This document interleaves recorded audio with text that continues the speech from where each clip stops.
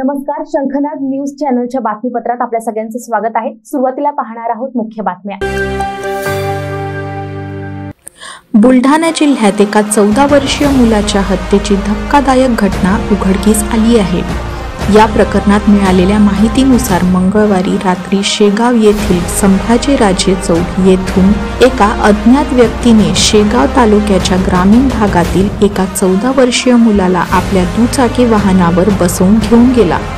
रात्री उशिरापर्यंत मुलगा घरी न आल्यामुळे मुलाच्या नातेवाईकांनी शेगाव पोलीस स्टेशन येथे तक्रार केली। रात्री उशिरापर्यंत याबाबत पोलीस प्रशासनाने दखल घेत शोधाशोध केली आणि इतर यंत्रणा देखील धावायला सुरुवात झाली।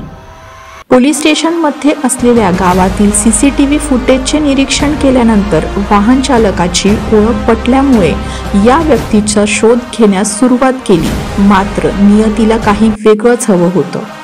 आज सकाळी जामोद पोलिसांकडून निरोप आला की भातसन येथील जंगलामध्ये एका मुलाचा मृतदेह सापडला आहे। सकाळपासूनच संपूर्ण गावातील लोकांनी शेगाव पोलीस स्टेशन समोर गर्दी करून ठेवली होती। यात महत्त्वाचा विषय म्हणजे मुलगा हा 14 वर्षीय अल्पवयीन असल्यामुळे त्वरित पोलिसांना यंत्रणा घुमवणे आवश्यक होते। यासोबतच संपूर्ण शेगाव शहरामध्ये शासनाकडून सीसीटीव्ही लावलेले असताना सुद्धा आरोपीला शोधण्यामध्ये इतका वेळ का लागला, हीच बाब बुलढाणा वासियांमध्ये चर्चेचा विषय बनली आहे। शंखनाद न्यूजसाठी ब्युरो रिपोर्ट।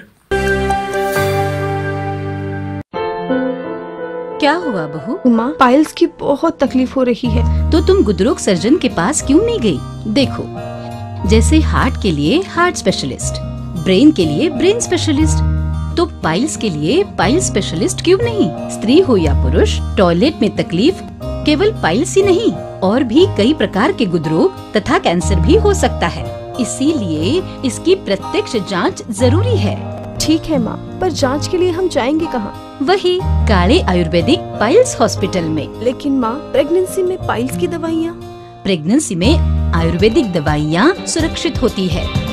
जनहित में जारी काले आयुर्वेदिक पाइल्स हॉस्पिटल, औषधि चिकित्सा तथा सर्जरी ट्रीटमेंट उपलब्ध। हमारा पता उमरेड रोड, दिघौरी बस स्टॉप के पास, नागपुर। अधिक जानकारी के लिए वेबसाइट पर जाएं kalepileshhospital.com।